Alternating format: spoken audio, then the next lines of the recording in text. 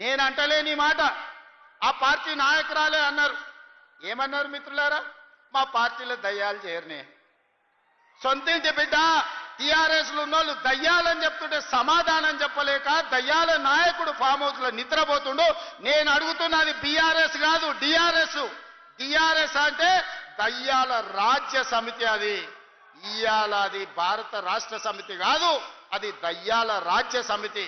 అందుకే ఇవాళ ఈ వేదిక మీద నుంచి తెలంగాణ ప్రజలకు నేను మాట ఇస్తున్నా, అవి దయ్యాలు కాదు, కొరివి దయ్యాలను వాళ్ళని పొలిమేర్లు దాటే వరకు తరిమి కొట్టే బాధ్యత 4 కోట్ల తెలంగాణ ప్రజల తరపున మీ సోదరుడిగా నేను ఆ బాధ్యత తీసుకుంటా.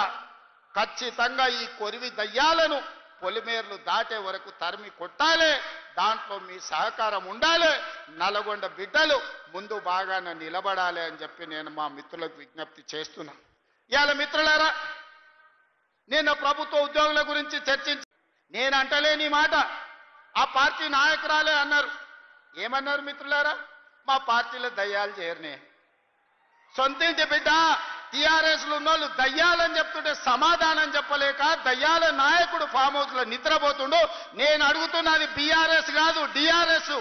డిఆర్ఎస్ అంటే దయ్యాల రాజ్య సమితి. అది ఇయాల అది భారత రాష్ట్ర సమితి కాదు, అది దయ్యాల రాజ్య సమితి. అందుకే ఇవాళ ఈ వేదిక మీద నుంచి తెలంగాణ ప్రజలకు నేను మాట ఇస్తున్నా, అవి దయ్యాలు కాదు, కొరివి దయ్యాలను వాళ్ళని పొలిమేర్లు దాటే వరకు తరిమి కొట్టే బాధ్యత 4 కోట్ల తెలంగాణ ప్రజల తరపున మీ సోదరుడిగా నేను ఆ బాధ్యత తీసుకుంటా. ఖచ్చితంగా ఈ కొరివి దయ్యాలను పొలిమేర్లు దాటే వరకు తరిమి కొట్టాలి. దాంట్లో మీ సహకారం ఉండాలి. నల్గొండ బిడ్డలు ముందు బాగాన నిలబడాలి అని చెప్పి నేను మా మిత్రులకు విజ్ఞప్తి చేస్తున్నా.